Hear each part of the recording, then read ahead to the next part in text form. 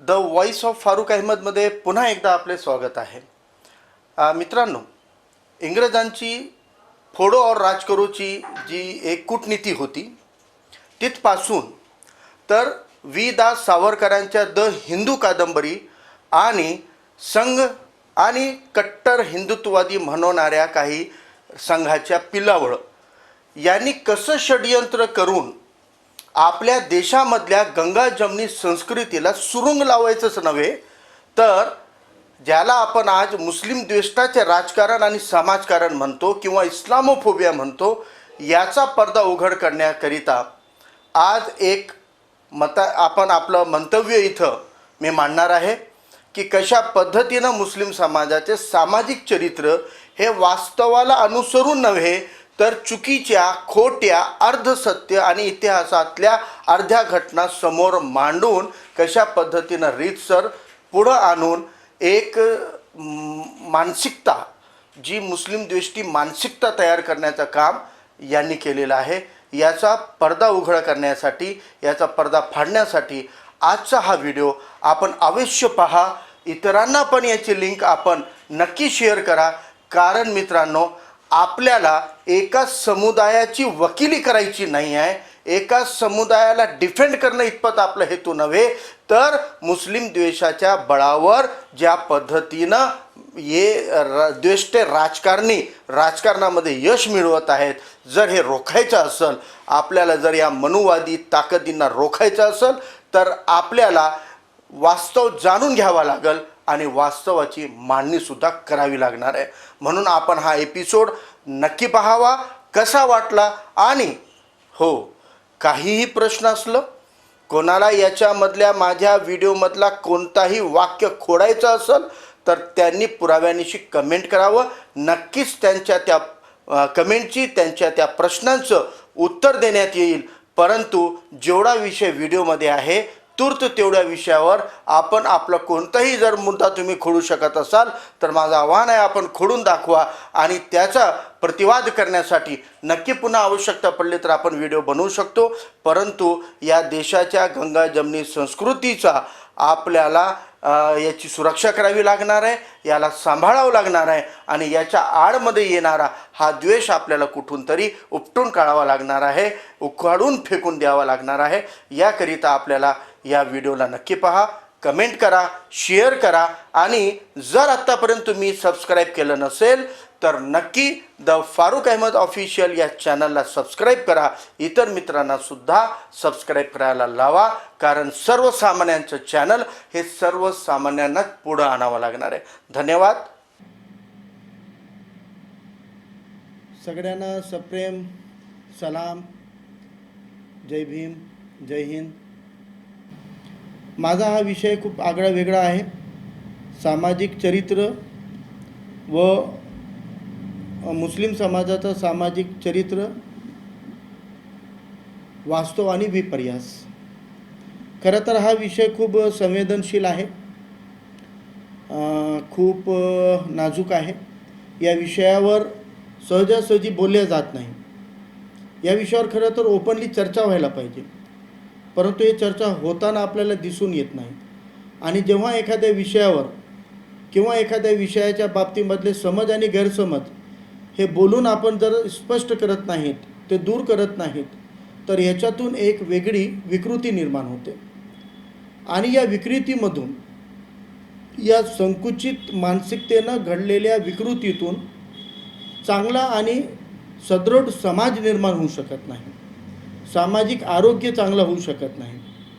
त्यामुळे असे संवेदनशील असले, नाजूक असले तरी अशा विषयांवर आपल्याला बोललं पाहिजे. मुस्लिम समाजाचा सामाजिक चारित्र्य हा मुख्य विषय आहे आणि या विषयाच्या अनुषंगानं वास्तव काय आहे, परंतु विपर्यास काय करण्यात आलेला आहे. आता हा विषय किंवा या विषयाची तयारी करताना ज्यांना कोणाला या विषयावर मांडणी करायची संधी राहील ते स्वतःनं या विषयाची एकाकीपणे तयारी करू शकत नाहीत, कोणी करू शकत नाहीत. एक विषय कॉमन आहे, मुसलमानांचं सामाजिक चरित्र. पण त्या सामाजिक चरित्राबद्दल बघण्याचा आपला दृष्टिकोन काय आहे हे प्रत्येकाचा वेगळा वेगळा असू शकतो. आता मुस्लिम समाजाच्या सोशल इमेजवर सामाजिक चरित्राबद्दल मला काय वाटते ही माझी भावना आहे, परंतु तुम्हाला काय वाटते ही तुमची भावना आहे आणि तो तुमचा दृष्टिकोन आहे.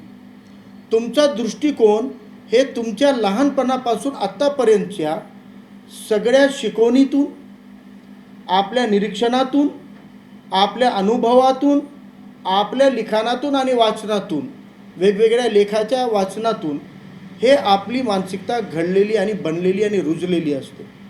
आणि त्या मानसिकतेतून मुस्लिम समाजाचं चरित्र कसा दिसतो हा एकसारखी प्रतिमा प्रत्येकाची राहू शकत नाही. प्रत्येकाचा अँगल हा वेगळा वेगळा असू शकतो. मग आता तुम्ही जे मुस्लिम समाजाचं सामाजिक चरित्र बघत आहात त्या सामाजिक चरित्रामध्ये काय काय विकृती तुम्हाला आढळून येते, काय काय विपर्यास त्याचा केला गेलेला आहे, मग त्या विपर्यासाचं वास्तव काय आहे हे मला मांडायचं आहे. पण वास्तव मी मांडण्याआधी मला तुमच्याकडून हे कळालं पाहिजे की मुस्लिम समाजाच्या सामाजिक चरित्राबद्दल काय नेमके विपर्यास तुमच्या डोक्यामध्ये आहेत, तुमच्या मनामध्ये आहेत, तुमच्या मानसिकतेमध्ये काय काय भावना अशा विपर्यासानं घडलेल्या आहेत. ही माहिती जोपर्यंत मला तुमच्याकडून येणार नाही तोपर्यंत त्या विपर्यासांना दूर करणारी वास्तविकता मला मांडता जमणार नाही. त्यामुळे आपण एक छोटीशी टेस्ट घेऊया. एक छोटीशी टेस्ट अशी आहे की आपण काही सेकंदासाठी एकाग्रतेकडे वळा किंवा काही लोक डोळेही बंद करून एकाग्र होऊ शकतात. आणि आपण एकाग्र होताना असं गृहीत धरा की तुमच्या डोळ्यासमोर एक पांढरा पडदा आहे, त्या पडद्यावर कोणतंही चित्र नाही आणि एकदम तुम्ही शून्य अवस्थेमध्ये आहात. आणि आपल्या मनातल्या मनात जोरात तुम्ही मुसलमानचा उच्चार करा, जोरजोरात करा, मुसलमान मुसलमान. मग जेव्हा तुम्ही मुसलमान या शब्दाचा उच्चार करता तुमच्या डोळ्यासमोर जे एक पडदा आलेला आहे एकाग्रतेतून, त्या पडद्यावर नेमकी काय प्रतिमा उमटते, तुम्हाला काय दिसते, मुसलमान म्हणल्याबरोबर तुमच्या मनामध्ये काय काय विचार येतात, ती मुस्लिम समाजाचं सामाजिक चरित्र आहे. जे तुमच्या डोळ्यासमोर मुसलमान उच्चार घेतल्याबरोबर, मुस्लिम म्हटल्याबरोबर जे तुमच्या लक्षात, जे तुमच्या मनात, जे तुमच्या डोक्यात जे चित्र येतो तो चित्र हा मुस्लिम समाजाचा सामाजिक चरित्र आहे, सोशल कॅरेक्टर आहे. आणि तो सोशल कॅरेक्टर जो तुम्हाला आता दिसत आहे त्याला तुम्हाला शब्दांकन करून लिहून काढायचं आहे की नेमकं तुम्हाला काय दिसलं. मुसलमान म्हणल्याबरोबर डोक्यात आधी काय आलं, कोणकोणत्या बाबी आल्या. आता या संदर्भात मी यापूर्वी एक प्रयोग केलेला आहे एक दोनदा, त्यामुळे मी जे कॉमन मुद्दे माझ्यासमोर आले होते मी ते कॉमन मुद्दे घेऊन आपल्याशी चर्चा करणार आहे. कदाचित ते मुद्दे तुमच्याही मनामध्ये आले असतील, म्हणल्याबरोबर तुमच्याही मनात ते मुद्दे येऊ शकतात. तर असे किती मुद्दे आहेत हे आपल्याला चर्चेला पाहिजे, याची कोणती सीमा मी एकटा निश्चित करू शकत नाही. परंतु जे कॉमन मुद्दे आहेत, जे साधारणपणे सगळ्यांच्या मनामध्ये राहतात, अनेक जण बोलून दाखवतात, अनेक जण बोलून दाखवत नाहीत, अनेक जण तिरस्कारानं मांडतात, अनेक जण या संकुचित भावनेतून काहीतरी विकृतीला आलेले असतात आणि मग ते द्वेष आणि विद्वेष पेरायला लागतात. याच्यातून आपल्याला कळून चुकते किंवा या माणसाच्या मनामध्ये काहीतरी चुकीचे भ्रम आहेत, काहीतरी चुकीचे भ्रम पेरलेले आहेत आणि या माणसाची मानसिकता ही काहीतरी विपर्यासातून दूषित झालेली आहे. म्हणून आता एखादा व्यक्ती, मी सर्वसामान्यपणे सार्वजनिक जीवनामध्ये मला 25-1 वर्ष झाले असतील, राजकीय जीवनामध्ये 12-15 वर्ष झालेले आहेत. मला आत्तापर्यंत कोणी जर मुस्लिम द्वेष करणारा व्यक्ती आढळून आला तर मला त्याच्याबद्दल अजिबात राग येत नाही, मला बिलकुल त्याचा राग येत नाही.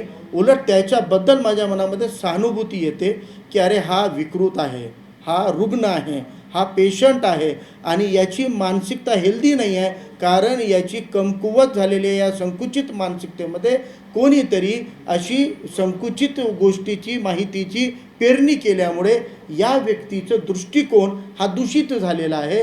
म्हणून या व्यक्तीचा दोष नाही आहे, त्याला आलेल्या माहितीमध्ये, त्याला मिळालेल्या माहितीतून काहीतरी चुकीचं घडलेलं आहे. आता सर्वात प्रथम मुद्दा आपला आहे मुस्लिम समाजाचा सामाजिक चरित्र काय आहे, सोशल कॅरेक्टर काय आहे. तर आता हा सोशल कॅरेक्टर हा खूप चांगला आहे असं मी अजिबात म्हणणार नाही. आजच्या परिस्थितीमध्ये, भारतामधल्या आजच्या परिस्थितीमध्ये किमान जे एक विद्वेषाचं वातावरण पेरलं गेलेलं आहे, जातीय तेढ निर्माण करण्याचा प्रयत्न जे राजकीय द्वेषातून समोर येत आहे, हे फक्त मुसलमानांचं चारित्र्य हा आंतरराष्ट्रीय स्तरावर असो किंवा राष्ट्रीय स्तरावर असो, हे खूप चांगलं नाही आहे. याला खूप विकृत करण्यात आलेलं आहे. याला खूप याच्यामध्ये दोष निर्माण करण्याचं काम हे पद्धतशीर झालेलं आहे. मग हे कसं बनलं? मुस्लिम समाजाचं सामाजिक चारित्र्य हा आपोआप बनला का? तर हा आपोआप बनलेला नाही, तो बनवण्यात आलेला आहे. मग मुस्लिम समाजाचा असा सामाजिक चरित्र जे एक विकृत सामाजिक चरित्र निर्माण करण्यात आलेला आहे, तो सामाजिक चरित्र हा निर्माण कोण केला? जर निर्माण करण्यात आलं तर कोण निर्माण केलेलं आहे हे? तर हे एकट्या मुसलमानांनी केलं का? तर नाही. मुसलमानांचा याच्यामध्ये मुसलमानांचे सुद्धा दोष आहेत, मुसलमानांच्या सुद्धा चुका आहेत, परंतु एकट्या मुसलमानांच्या चुका नाहीत. मग जे जातीयवादी आणि धर्मांध शक्ती आहेत त्यांनी एकाकी केलं का? तर त्यांनी पण एकाकी केलेलं नाही. त्यांनी पण एकाकी केलं नाही, पण त्यांच्या याच्यामध्ये सिंहाचा वाटा आहे, त्यांच्या याच्यामध्ये मोठा भाग आहे, त्यांचं मोठं योगदान आहे. एक वेगवेगळ्या माध्यमातून वेगवेगळ्या पद्धतीनं या गेल्या, खरं तर हा इतिहास मुस्लिम समाजाच्या सामाजिक चारित्र्याला बिघडवण्याचं काम केव्हापासून सुरू झालं? तर हे 1857च्या नंतर सुरू झालेलं आहे. म्हणजे याचं मूळ जर शोधायचं झालं तर खूप मोठा इतिहास आहे. हे काही सोपी गोष्ट नाही आहे. हे या 2, 5, 10, 20 वर्षातलं नाही आहे. लोकांना वाटते की ते 1992ला बाबरी मशीद प्रकरणानंतरच हे प्रकरण वाढलं. अजिबात नाही. याचा रूट जे होता, याचे बी हे खूप पूर्वी पेरण्यात आलेले आहेत. आता 92 नंतर याचं पीक आलेलं आहे. वेगवेगळे पीक याचे राजकीय पक्ष घेत आहेत आणि त्यांनी बरोबर ते घडवून आणलेलं आहे. पण याची नेमकी सुरुवात जर आपल्याला शोधायची झाली तर याची सुरुवात ही तुम्हाला 1857च्या काळामध्ये दिसून येईल. 1857च्या पूर्वी तुम्हाला हे दिसून येणार नाही. त्यापूर्वी तुम्ही कोणताही इतिहास बघा, 1857च्या पूर्वी मुस्लिम द्वेषातून घडलेली एकही दंगल भारताच्या इतिहासात तुम्ही दाखवू शकत नाही. आता जगभराचं आपल्याला बघायचं नाही आहे, आपल्याला फक्त आपल्या देशाचं, आपल्या महाराष्ट्राचं बघायचं आहे. तर आपल्या देशामध्ये मुस्लिम समाजाचं चारित्र्य बिघडवण्याचं काम हे 1857 नंतर रीतसर सुरू झालं. पण हे सुरू कोण केलं? याची मुहूर्तमेढ कोण रोवली? याचा पाया कोण घातला? हे बी कोण पेरलं? तर याची मुहूर्तमेढ ही इंग्रजांनी लावली होती. इंग्रजांनी पाया भरणी केली होती. इंग्रजांनी का केली असेल? इंग्रजांचा काय स्वार्थ होता? तर 1857मध्ये जे उठाव झाला होता, जे गदर झाला होता, जे विद्रोह झाला होता, त्या विद्रोहानं ईस्ट इंडिया कंपनीचे पूर्ण जे बेस होतं ते उखडून टाकलं होतं आणि इंग्रजांना बिलकुल सीमेपर्यंत हाकलून लावण्याचं काम 1857च्या विद्रोहामध्ये झालं. 1857चा विद्रोह कोण पुकारला? त्याच्यामध्ये सर्व धर्म समाज जातीचे जे राजा रजवाडे होते किंवा संस्थानिक होते, ते सगळ्यांनी एकत्रित येऊन इंग्रजांच्या विरोधात, ईस्ट इंडिया कंपनीच्या विरोधामध्ये तो उठाव केला होता. आणि ही एकजूटता, भारतीयांची ही एकजूटता इंग्रजांना त्यांचा सगळ्यात मोठा शत्रू आहे हे जाणीव झाली होती की जर हे पूर्ण भारतीय एक झाले तर आपण यांच्यापुढं आपला टिकाव लागणार नाही, हे इंग्रजांना माहीत झालं होतं. म्हणून 1857च्या विद्रोहाला जे त्यांनी फेल केलं किंवा अपयश आलं, त्याला आग्र्यापर्यंत कुठपर्यंत सैन्य आल्यानंतर त्यांनी छावणी टाकली. त्या 3-4 दिवसामध्ये ब्रिटनहून सैन्य आल्यामुळं यांची पिछेहाट झाली. ते वेगळं प्रकरण आहे. पण हे कळाल्यानंतर इंग्रजांनी काय केलं? फारसीमधले मुस्लिम समाजाचे जे काही लिटरेचर होते, संस्कृतमधले हिंदू समाजाचे जे लिटरेचर होते, त्यांना वाचून त्याचा अभ्यास केला आणि त्याच्यामधून त्यांनी एकमेका समाजाच्याबद्दल द्वेष पेरणारं इंटरप्रिटेशन करून, त्याची मांडणी करून इंग्रजीमध्ये आणि स्थानिक भाषणामध्ये ते पुस्तकं पुनर्प्रकाशित केली आणि ते समाजामध्ये बीज रोवले होते. आणि याच्यातून सुरुवात झाली होती हिंदू मुस्लिम द्वेषाची. नाहीतर हे द्वेषाचं राजकारण पूर्वी नव्हता. पूर्वी राजे रजवाडे होते तर त्यांचे युद्ध होते, हे दंगली नव्हत्या. ते युद्ध व्हायचे आणि ते राज्य मिळवण्यासाठी, राज्य विस्तारासाठी, राज्य टिकवण्यासाठी लढाया होत्या. हिंदू हिंदू राजे लढलेले आहेत, मुस्लिम मुस्लिम राजे लढले आहेत, त्यामुळं आपल्याला हे हिंदू मुस्लिम होतं असं म्हणताही येणार नाही, असं मानता येणार नाही आहे. त्यामुळं आपण आता थोडं पुढं जाऊया. मुस्लिम समाजाचं हे सामाजिक चरित्र बनवण्याचं काम मग कशा पद्धतीनं करण्यात आलं. तर आपण 1880 आणि 90च्या नंतर जे काही लिटरेचर्स झालेत, मुस्लिम समाजाबद्दल जे लिखाण झालेलं आहे, त्याच्यातून मुस्लिम समाजाच्या एकूण आस्थेबद्दल प्रश्न निर्माण करण्यात आले. आता याच्या अनेक उदाहरणं आपल्याला देता येईल. आनंद मठ आहे, तिथपासून आपल्याला सांगता येईल. पण मी एक मोठं उदाहरण तुम्हाला देऊ इच्छितो आणि त्याचा खूप मोठा भूमिका राहिलेली आहे आणि ती आहे वि दा सावरकरांनी जे हिंदू या शब्दाची व्याख्या केली होती. हिंदूची व्याख्या करताना त्यांनी 2 अटी घातलेल्या आहेत की या देशामध्ये राहणारे हिंदू कोण, तर हिंदू म्हणजे ते लोक ज्यांची ही भूमी पितृभू आहे. पितृभू आहे म्हणजे ज्यांचे वडिलांचे वडील आजोबा पंजोबा आहे, मूळ निवासी जे भारतातले आहेत, हे 50% निकष होतं की ते हिंदू. दुसरं एक निकष होतं, म्हणजे 2 निकष होते. एक तर ही भूमी ज्यांची पितृभू आहे, पितृभू म्हणजे पितृत्व म्हणजे आजोबा पंजोबाची, तर याच्यामध्ये मुसलमान आणि भारतीय मुसलमान आणि भारतीय ख्रिश्चन सुद्धा या व्याख्येमध्ये इन्क्लुसिव्ह होते, यांचा पण समावेश झालेला होता. परंतु जे दुसरा निकष लावला, त्या दुसऱ्या निकषानं ईसाई म्हणजे ख्रिश्चन आणि मुस्लिम समाजाला या व्याख्येतून बाहेर फेकलेला आहे.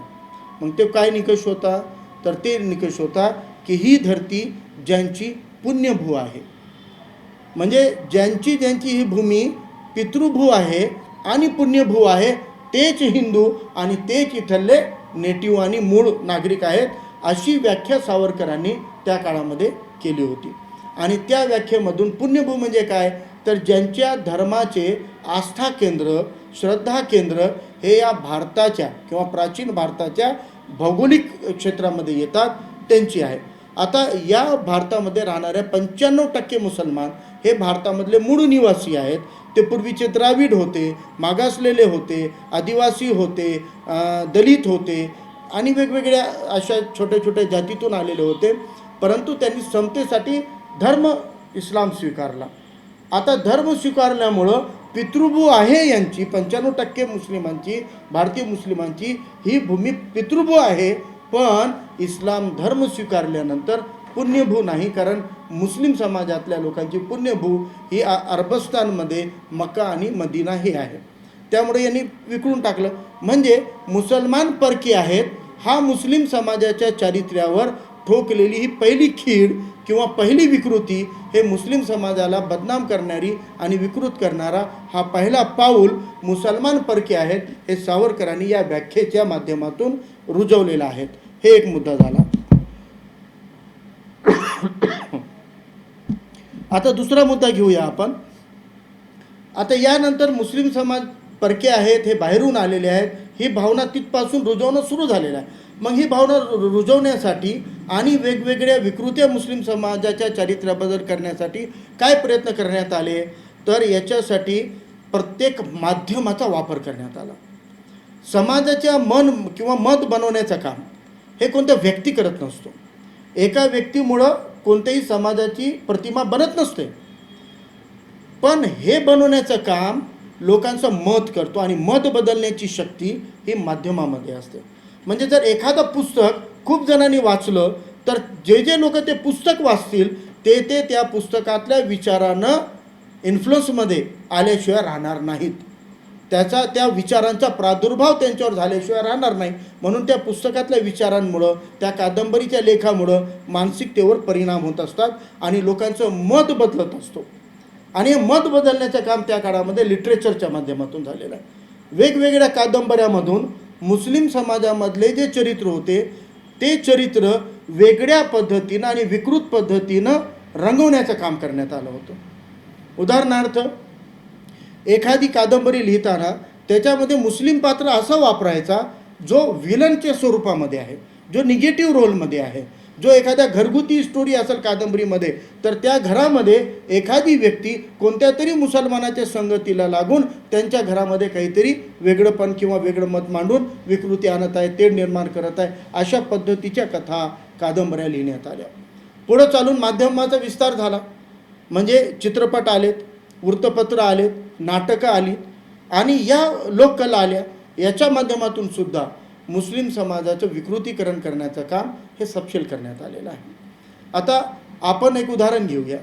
तुम्ही 1970, 60, 70 पासून आत्तापर्यंतचे जितके चित्रपट असतील त्याच्यामध्ये 95% हिंदी चित्रपटामध्ये तुम्हाला मुसलमानाचं जे कॅरेक्टर राहते ते कसं दाखवतात. तुम्ही आठवण करून बघा. माझ्या लहानपणी मी एक चित्रपट पाहिला होता, मुकद्दर का सिकंदर.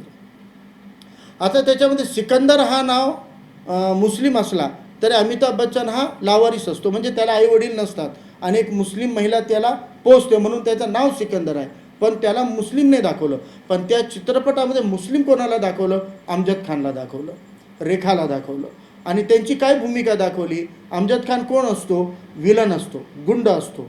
आणि तो काय करत असतो? हातामध्ये गजरा बांधणे, पान खाणे आणि पानची इथं राळ टपकायली, विकृत तिडी अशी तिरपी करून टोपी घातलेली आहे. आणि तो काय करतो? गुंडगिरी करत असतो, दादागिरी करत असतो, कोठ्यावर जात असतो, तव्यावर नाचवत असतो, बायांना नाचवत असतो. या पद्धतीचं जे कॅरेक्टर दाखवलं ते विलनचं कॅरेक्टर. म्हणजे आता लोकांच्या मानसिकतेवर काय परिणाम होतात की मुसलमान कसा असतो? पान खाणारा, गजरा बांधणारा, कोठ्यावर जाणारा.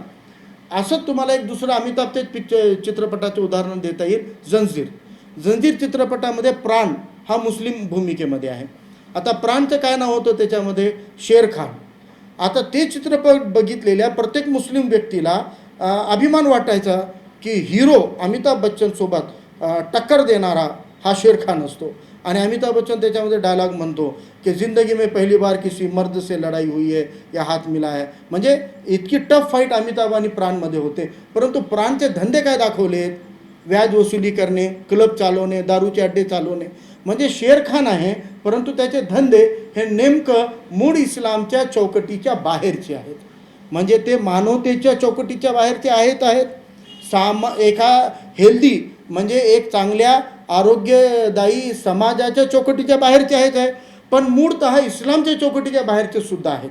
परंतु तो मुस्लिम चरित्र आहे. म्हणजे शेर खानचं जे चरित्र रंगवलं ते एक निगेटिव्ह आणि क्रिमिनल आणि गुन्हेगार स्वरूपाचं रंगवण्यात आलेलं आहे. याच पद्धतीनं या शृंखलेमध्ये तुम्ही कोणत्याही चित्रपटामध्ये बघितलं तर म्हणजे मास सायकॉलॉजीवर परिणाम करणारं जे माध्यमं राहतात त्या माध्यमातून त्या माध्यमांचा वापर करून मुस्लिम समाजाबद्दलचं सामाजिक चरित्र रंगवण्यात आलेलं आहे. म्हणजे हे झालं सामाजिक चरित्र कसं घडलं मुसलमानांचं. तर हा रीतसर विद्वेष पेरणाऱ्या संकुचित मानसिकता असलेल्यांनी संकुचित माध्यमातून घडवलेला आहे. अजून एक माध्यम आहे असाच इतिहास. खरं तर इतिहासाबद्दल आपली काय मानसिकता आहे? आपल्या सगळ्यांचा म्हणजे जे आस्था तुमची कोणतेही समाज धर्म जातीला तुम्ही बिलॉंग करत असाल पण तुम्ही हे ऐकलं आणि हे मानता की जो समाज आपला इतिहास विसरतो तो समाज आपला इतिहास घडवू शकत नाही हे आपण मानतो. त्यामुळे आपल्याकडे इतिहासाला अनन्यसाधारण महत्त्व आहे, खूप महत्त्व आहे. आपण इतिहासाला खूप महत्त्व देतो. आपण आपला क्या तारीख रही है, काय इतिहास राहिलेला आहे आपलं हे आपण कधी विसरायला नको. खरं आहे. पण आपण जे इतिहास वाचलो, आपण जे इतिहास माहीत करून घेतला ते इतिहास खरं आहे का? तर मला वाटते की कोणत्याही समाजानं आत्तापर्यंत जे माहिती करून घेतलेला आहे तो इतिहास एकांगी आहे, सर्वांगी नाही. ते बॅलेन्सिंग नाही, ते ओरिजिनल किंवा वास्तवावर आधारित नाही. तो एकीकडे झुकलेला आणि स्वकीयांनी लिहिलेला आपल्याला मोठं करणारा इतिहास आहे. मग ते हिंदूसाठी लिहिलेला इतिहास असेल, मुसलमानांनी मुसलमानासाठी लिहिलेला इतिहास असेल, किंबहुना एखाद्या दुसऱ्या समाजानं त्याच्या समाजासाठी लिहिलेला इतिहास असेल, तर स्वतःच्या समाजाला एक थोडं झुकतं माप देण्याचं काम या इतिहासातून झालं. म्हणून हा इतिहास आणि या इतिहासाला प्रमाण नसतो. हेही म्हणतो आपण की इतिहासाला प्रमाण लावता येत नसतात. जे मोठ्या वडीलधाऱ्यांनी सांगितलं ते निमूट ऐकायचं असते, त्याच्यावर आपल्याला प्रश्न करायचा नसतो. पण हा इतिहास एखाद्या समाजाच्या चरित्राचं विकृतीकरण करू शकतो हे आपण कधी याच्यावर लक्ष देत नाही. आता वास्तविक पाहता दोन्ही समाजाच्या इतिहासामध्ये एकांगी स्वरूपानं रंगवण्यात आल्यामुळं दुसऱ्या समाजाबद्दलची चुकीची माहिती हे आपल्या समाजामध्ये घुसवण्याचं काम हे संकुचित मानसिकतेतून घडवण्यात आलेलं आहे. आज उदाहरणार्थ आपल्याला जर सांगायचं राहिलं की इतिहासामधल्या अनेक कॅरेक्टर आहेत, जे कॅरेक्टर प्रभावी आहेत, चांगले आहेत, पण त्यांना खोडण्यात आलेलं आहे. आता आपण उदाहरण घेऊया छत्रपती शिवाजी महाराजांचं. महाराष्ट्राचे कुलदैवत, आपल्या सगळ्यांचा स्वाभिमान हा शिवरायांमध्ये आहे. आता शिवरायांचा वास्तविक इतिहास काय आहे आणि केव्हा आपल्या समोर आला? खरं तर महात्मा फुलेंनी शिवरायांची समाधी शोधून काढली.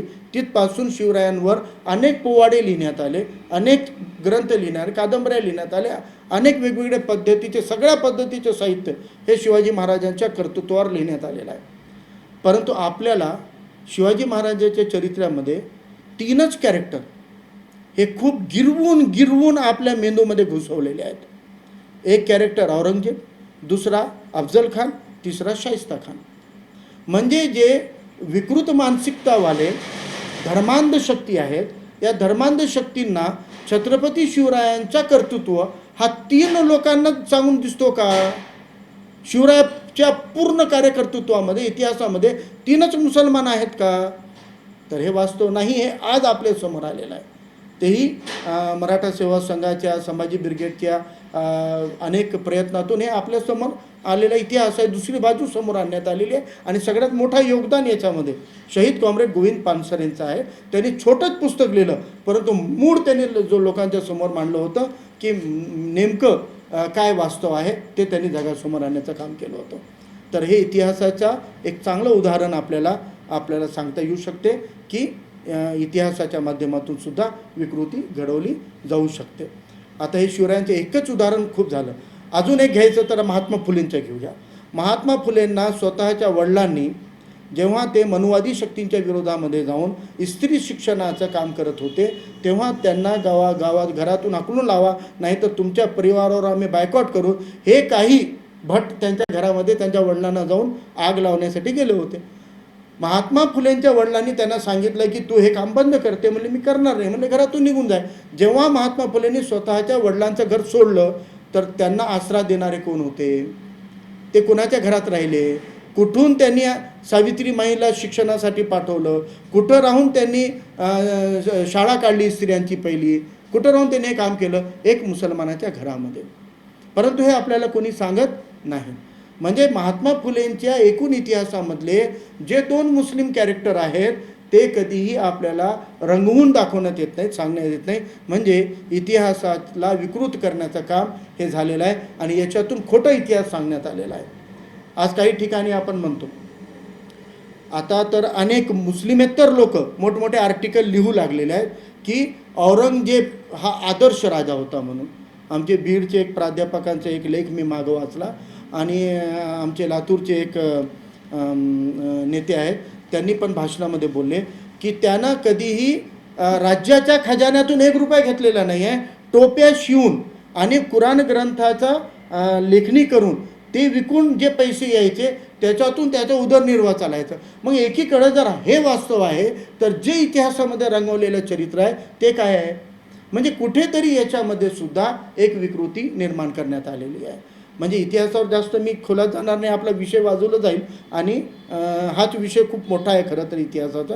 पण हा एक मुद्दा आहे. म्हणजे आपण बघितलं की वेगवेगळ्या माध्यमातून हे कोणत्याही समाजाचं सामाजिक चरित्र हे बनतही असतो आणि बिघडवल्यासुद्धा जातो. म्हणून इतिहासाचं विकृतीकरण, प्रसारमाध्यमाचं विकृतीकरण आणि खोट्या धारणा निर्माण करून, जसं मी हिंदू व्याख्या सांगितली सावरकरांची, ते एक मुद्दा झाला.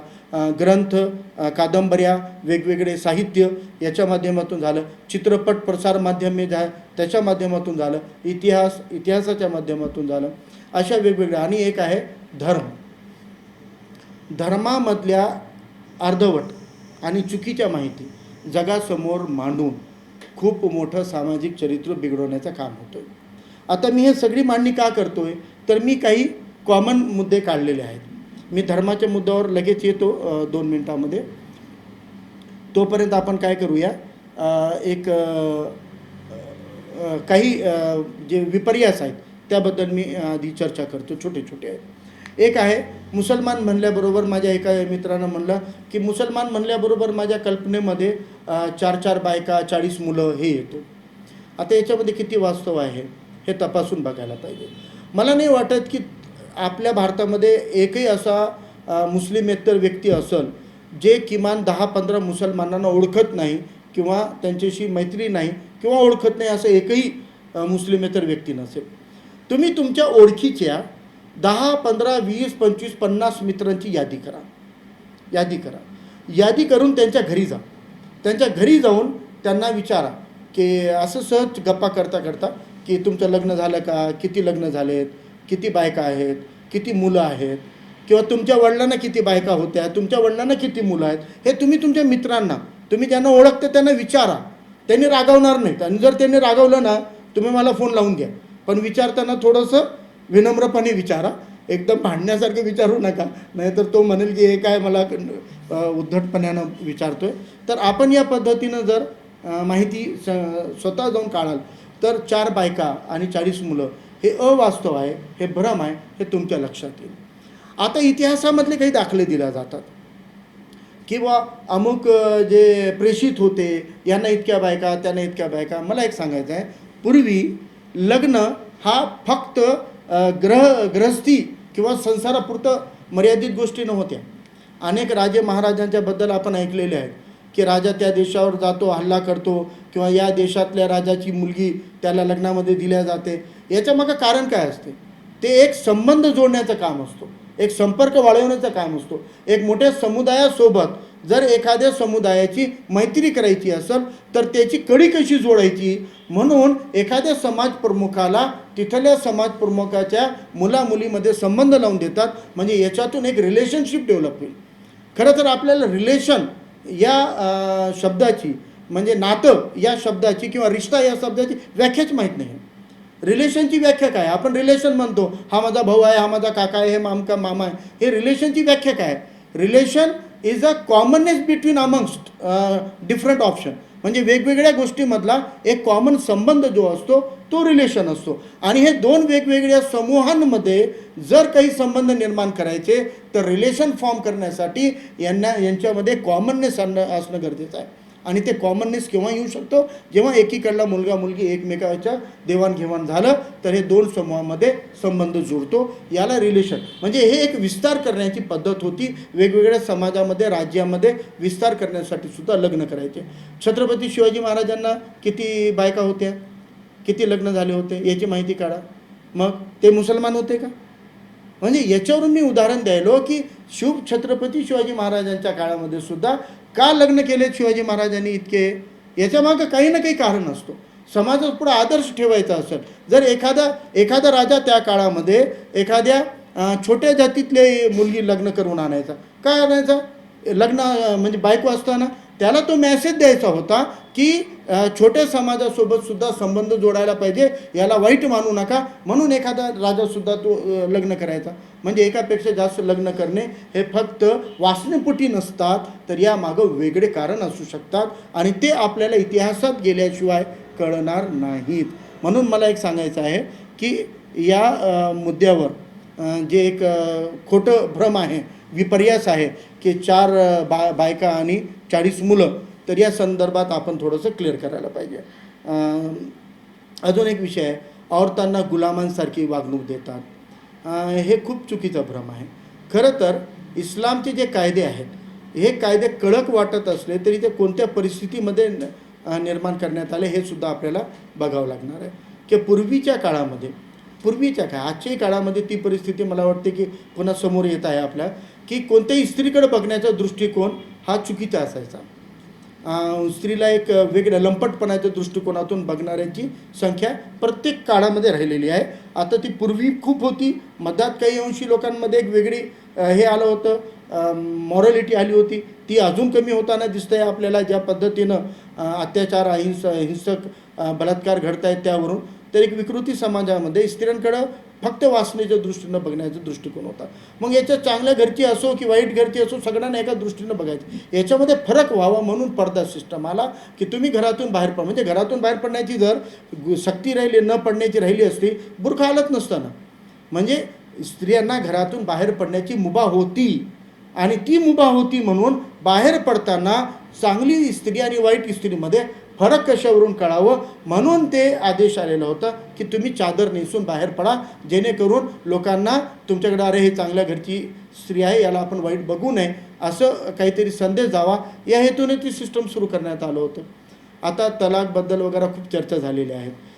खरं तर इस्लाममधलं लग्नाची कन्सेप्ट आणि हिंदू धर्मामधली लग्नाची कन्सेप्ट ही मूळतः वेगळी आहे. हिंदू धर्मामध्ये लग्न 7 जन्माचं बंधन आहे. तर 7 जन्म ज्याला निभवायचे त्याला मग सोडायचा प्रश्नच नाही. आणि इस्लाममध्ये लग्न हा कॉन्ट्रॅक्ट आहे, ॲग्रीमेंट आहे. म्हणजे जिथं ॲग्रीमेंट होतो तिथं ॲग्रीमेंट तुटू शकतो, बीच ऑफ ॲग्रीमेंट होऊ शकतो, करार होतो, करार तुटू शकतो, परंतु 7 जन्माचं बंधन आहे, तुटू शकत नाही. म्हणून तिथं तलाकचं कन्सेप्ट नाही आहे. तर तलाक नसल्यामुळं किंवा 7 जन्म निभवायचं आणि याच जन्मात जर आपल्याला निभवणं अशक्य झालं तर तिला पेटवून देण्यापेक्षा तिला सोडून टाका, हा पर्याय इस्लामनं दिलेला आहे की तुम्ही एकतर एकमेकासोबत जुळवून घ्या. जुळतच नसेल तर स्त्रियांनाही अधिकार आहे पुरुषाला सोडायचं, पुरुषालाही स्त्रीला सोडायचं. परंतु याची पूर्ण माहिती हे कोणी घेत नाहीत, कोणी देत नाहीत. याच्यावर या मुद्द्यावर चर्चा न करता आपण राजकीय प्रेरणेतून चर्चा करतो, म्हणून मला वाटते की थोडंसं चुकीचं होतं. आता एक मुद्दा आहे मुसलमान हिंसक असतात म्हणून. आता खरं तर हाच मुद्दा आणि मी आधी तुम्हाला धर्माबद्दल जे बोललो होतो तो मुद्दा मी जोडून घेणार आहे. आधी मी सगळ्यात आधी तुम्हाला एक छोटीशी कहाणी सांगतो. सर्वसाधारणपणे फेसबुकवरून हे जास्त चालवलं जातं. तर मलाही फेसबुकवरून एका आमच्या मित्रानं एक पोस्ट पाठवली. त्या पोस्टमध्ये बरंच काही डिटेल आहे. तर मी एक उदाहरण घेण्यासाठी शोधतो आहे की नेमकं जे सगळ्यात घातक आहे आणि सगळ्यात जास्त तोच वापरला जातो आमच्या मुस्लिमेतर समाजाच्या मनामध्ये. आता याच्यामध्ये बघा, काही आयतीचा नंबर दिलेला आहे. आयत काय असते तर हे कुराण शरीफ जी आहे ती अल्लाहची वाणी आहे. ती पैगंबर साहेबाच्या माध्यमातून अल्लाहनं जे आदेश दिलेत ते आदेश पैगंबर साहेबाच्या माध्यमातून जगासाठी आलेले आहेत, मुसलमानासाठी नाही. म्हणजे अल्लाह आणि पैगंबर साहेब केवळ मुसलमानांसाठी नाही, एकूण मानवतेसाठी आहेत. आणि कुराण शरीफसुद्धा सर्वांसाठी म्हणजे एकूण मान्यतेसाठी, एकूण मानवतेसाठी ते आलेलं आहे. याच्यामध्ये जी पूर्ण चॅप्टर आहे, जे धडा आहे त्याला सूरा म्हणतात. आणि त्या चॅप्टरमधले जे आतमध्ये पॅरेग्राफ आहेत त्याला आयत म्हणतात. म्हणजे एक आयत हा एक पॅरेग्राफ गृहीत धरता येईल आणि वेगवेगळ्या आयतींचा समूह म्हणजे सूरा. तर आता जे रेफरन्स दिला जातो 2.98 म्हणजे सूरा नंबर 2, 98 काय आहे त्या 2 नंबरच्या चॅप्टरमध्ये सूरामध्ये 98 नंबरची आयत असं. तर एक खूप चांगली पोस्ट सोशल मीडियावर व्हायरल होते. याच्यामध्ये 15-20 सूरत आणि आयतचं रेफरन्स दिलेलं आहे. आणि काय दिलं बघा, एक उदाहरणार्थ सूरा आयत 2 म्हणजे दुसऱ्या सूर्यामधली 98वी आयत. आणि समोर काय लिहिलेलं आहे फक्त ऐका तुम्ही, अल्लाह गैर मुस्लिमों का शत्रु है. काय अर्थ दिलं त्यांनी, अल्लाह गैर मुस्लिमों का शत्रु है, म्हणजे इतकंच दिलेलं आहे. आता याचं मी तुम्हाला पूर्ण वास्तव सांगतो की ही आयत एक ॲप आहे बघा, इस्लाम 360. तुम्ही तुमच्या व्हॉट्सअपला डाउनलोड करू शकता. मी शेवटी त्याचं तुम्हाला डिटेलही देईल. आता बघा 2.98 वाली जी आयत यांनी सांगितली, मी ते तुम्हाला आधी क्लिअर करून दाखवतो. हां,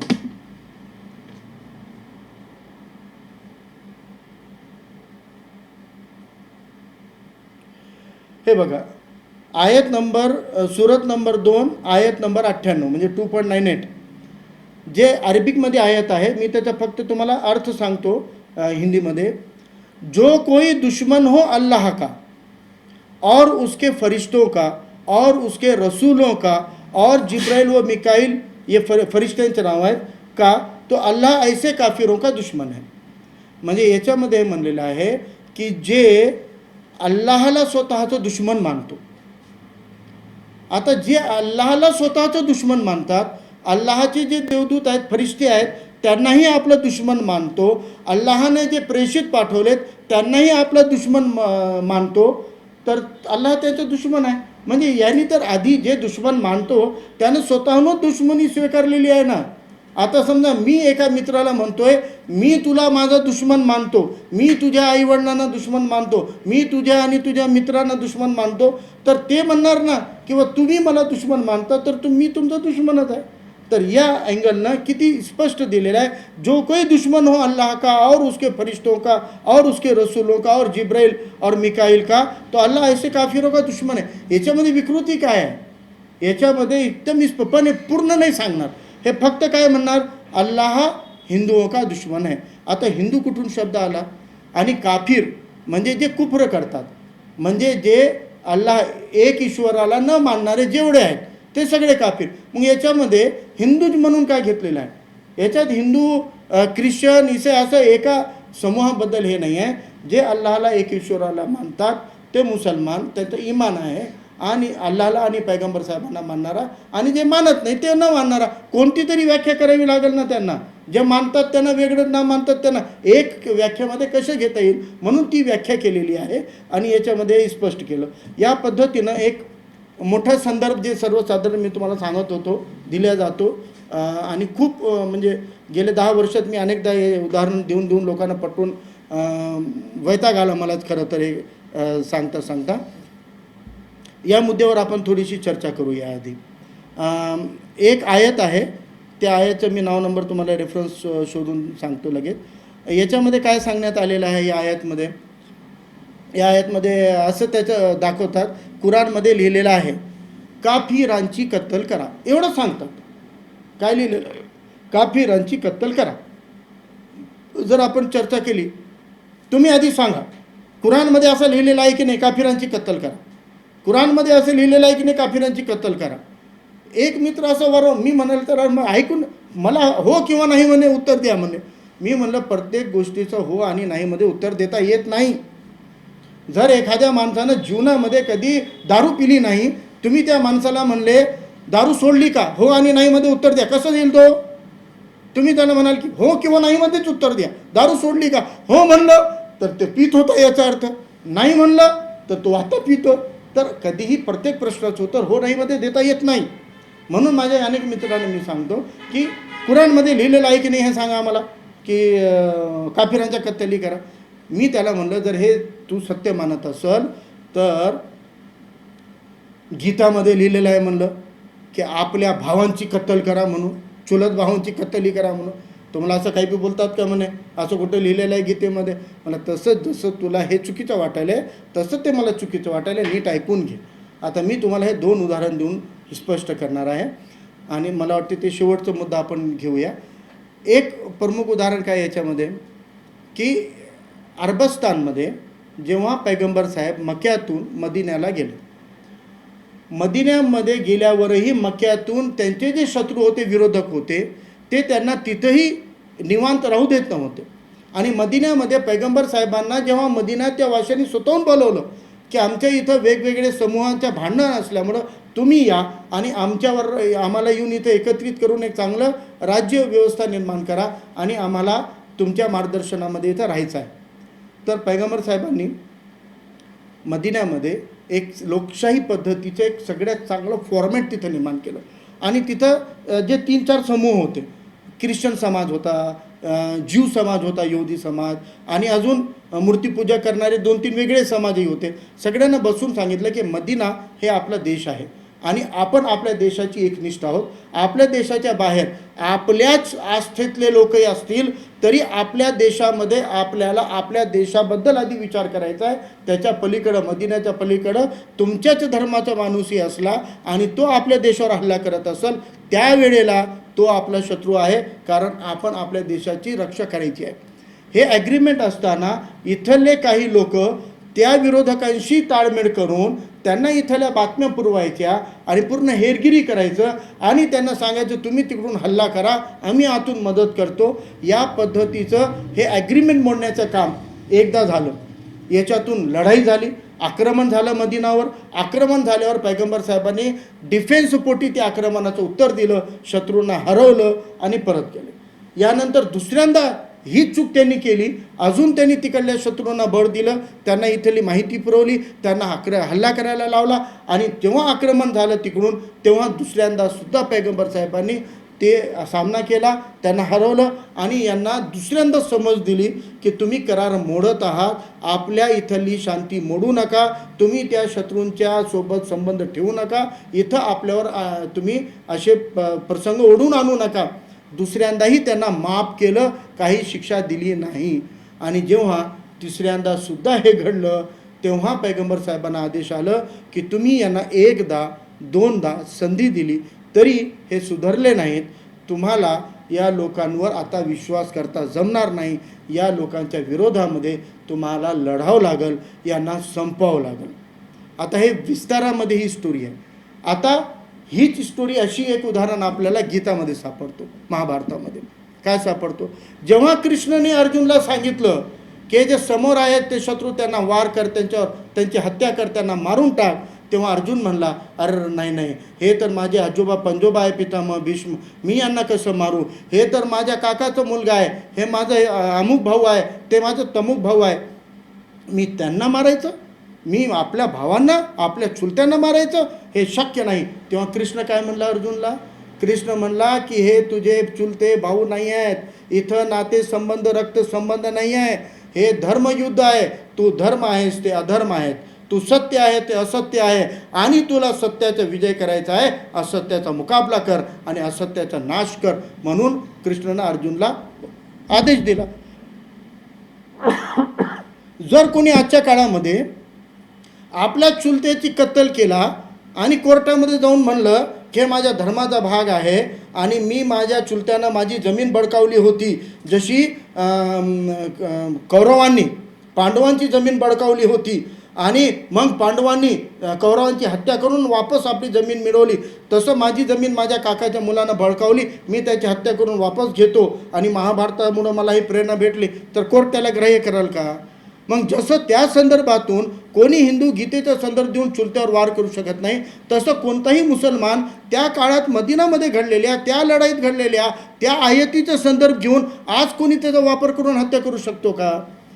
आणि काही लोकांचा असा भ्रम आहे, जसं कुर्बानीला बकरा कापतात तसं काफिरांच्या कत्तली कराय धर्माचा आदेश आहे. अरे बाबा, असं असलं असतं तर हजारो वर्षापासून या भारतामध्ये राहणाऱ्या मुसलमानांनी किती मुसलमान जेलमध्ये कत्तलीच्या मध्ये आहेत, तुम्ही माहिती काढा. आज मी तुम्हाला आव्हान करतो, जेलमध्ये किंवा प्रशासनामध्ये आणि ज्युडिशरीमध्ये कोण आहेत? मुसलमानांची तर तिथं खूप कमी संख्या आहे ना, मुस्लिमेतरच आहेत. तुम्ही काढा माहिती. मी तुम्हाला खात्रीनं सांगतो, प्रत्येक जेलमध्ये 35% मुसलमान आहेत, पण ते मुसलमान कत्तलीच्या आरोपामध्ये नाहीत. ते मुसलमान छोट्या छोट्या गुन्ह्यामध्ये रॉकेलच्या काळाबाजारी केली, बीप केलं, अमकं केलं, तमकं केलं, अशा छोट्या छोट्या कारणातून जेलमध्ये आहेत. कत्तल करून, खून करून जेलमध्ये जाणारे आज तुम्ही जर जेलमध्ये शोधाल तर मुस्लिमेतर समाजाची संख्या मुस्लिमांच्या तुलनेमध्ये कितीतरी पटीनं जास्त दिसून येईल.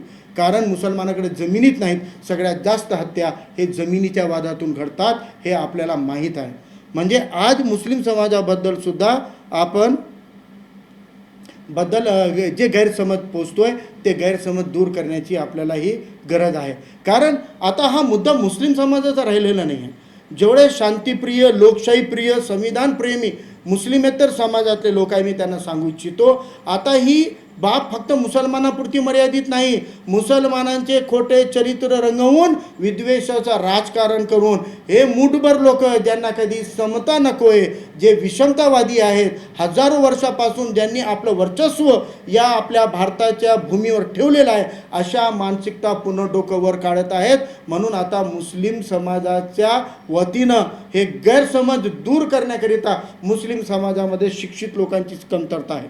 शिक्षित लोक कमी आहेत. मुस्लिम समाजाची बाजू मांडणारे सामाजिक आणि राजकीय फ्रंटवर खूप कमी लोक आहेत. त्यामुळं ते मुसलमानांवर सोडू नका. मुसलमान स्वतःचा डिफेन्स करणं इतपत शैक्षणिक क्षेत्रामध्ये, आर्थिक क्षेत्रामध्ये, राजकीय क्षेत्रामध्ये बिलकुल नाही आहेत. त्यामुळे ते करू शकत नाही. जर आपल्याला समाजामधलं हे विद्वेषाचं राजकारण रोखायचं असेल तर हे सगळे विपर्यास दूर करून वास्तव मांडण्यासाठी मुस्लिमेतर समाजामधल्या प्रबोधनकारांना, साहित्यकारांना रस घ्यावा लागल. त्यांना स्वतःला अभ्यास करावा लागल आणि वास्तव शोधावं लागल आणि हे वास्तव मांडावं लागणार आहेत. मुसलमानांवर डिपेंड राहाल तर या विद्वेषवादी राजकारणी, मनोवादी राजकारणी या भारतीय लोकशाहीचा चुराडा केल्याशिवाय राहणार नाहीत. या विद्वेषानं फक्त एकट्या मुसलमानांना याचा घात होणार नाही आहे, तर मुसलमानानंतर जितके मागासलेले घटक आहेत हे दुसऱ्या नंबरवर राहणार आहेत. नंतर OBC राहणार आहेत, कोणी शिल्लक राहणार नाही. म्हणून मला म्हणायचं आहे की हा विषय एकट्या मुसलमानांच्या हिताचा आहे असं नाही, तर हे लोकशाहीच्या हिताचं आहे. वास्तविकमध्ये ज्या मुस्लिम समाजामधल्या उणिवा आहेत, आज मी एक उदाहरण देऊ इच्छितो तुम्हाला. मुस्लिम समाजामध्ये स्त्रियांना शिक्षणामध्ये घालत नव्हते. मुस्लिम समाजातल्या स्त्रिया जे एक मला वाटतं डॉक्टर बाबासाहेबांनी कोट केलं होतं, ज्या कुटुंबातली स्त्री शिक्षण घेते तो कुटुंब आधुनिक बनतो. कोणत्याही समाजाचा किती प्रोग्रेस आहे बघायचं असेल तर त्या समाजातल्या स्त्रीला तपासा. ती स्त्री किती सुशिक्षित आहेत, किती आधुनिक आहे, विचारून त्या समाजाची काय स्थिती आहे, स्टेटस आहे माहीत होतो. मी तुम्हाला सांगतो की शिक्षणाअभावी मुस्लिम समाजाच्या स्त्रीची प्रगती होईल का? मग शिक्षणापासून मुस्लिम समाजामध्ये स्त्रीला कोण रोखलेलं आहे? मी तुम्हाला जगातलं उदाहरण देऊन सांगतो की इस्लामनं मुस्लिम समाजाला इस्लाममध्ये मुलांना आणि मुलींना शिकण्याची समान परवानगी दिलेली आहे, समान अधिकार दिलेला आहे. उलट सक्ती केलेली आहे की जर तुम्ही मुलाला शिकू शकत नाही, मुलाला काही कारणानं जर शिक्षण देऊ शकत नाही तर कमीत कमी मुलींना द्या.